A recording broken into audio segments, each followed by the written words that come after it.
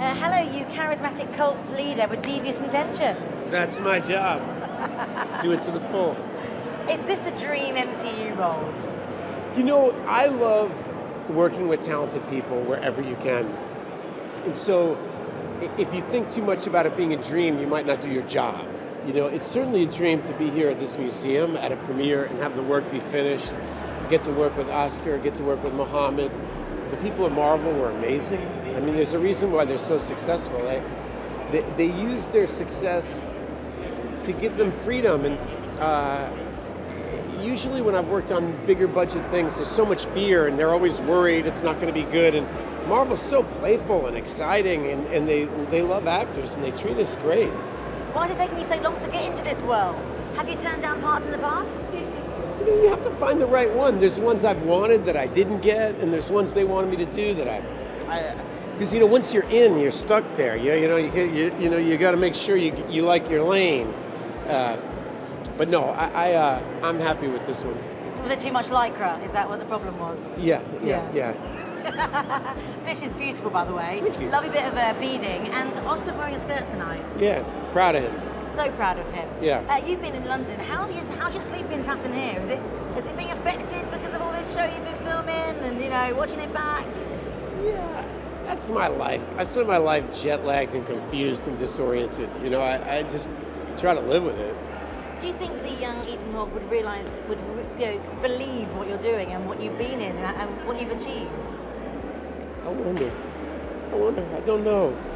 Kids are incredibly arrogant. I might have believed it. When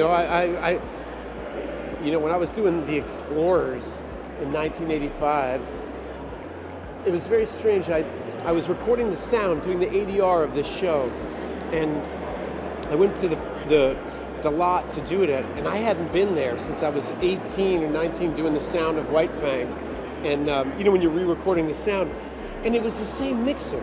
This old guy back there, and he came up to me and said, "I'm so proud of you. You've had such a great," because that was my first time in an ADR studio. And I was kind of moved by that because I think that 18-year-old version of me would be so happy I was still doing it, still in the game at all. So I don't know if I would have believed. I certainly would have wanted to believe it. I love that you say they're arrogant these days. They've got unfound confidence, haven't they? Definitely. Young people have to. And with this, what comes next? Do you want your own spin-off? What do you want to happen? Pitch it to me. I don't think that way. What I want to happen is I want people to like this show. I feel like Oscar worked really, really hard, and the people on it cared a lot about it. And it's scary to embark. Moon Knight is a new path for Marvel. It's nobody knows anything about this story. It's not connected to the rest of the Marvel universe. It's its own entity and creation, and I want it to work for all the people involved. And it's been called brilliantly bonkers. How would you describe the series? Well, there's something psychological about it at its core, which I always like, because it's more complex than just like, do you rescue the kids by midnight before the bomb goes off kind of thing. There's through the history of cinema, it often uses mental illness to create villains. And there's something really beautiful about having a hero who's struggling with mental illness, and that his hero's journey is one of finding his own inner balance. Yeah. And I find that exciting and new, and I hope it works. Very special. Was it Iron Man that you turned down? No. Ethan, thank you. You're a superstar. Love it. All right, Thanks. bye.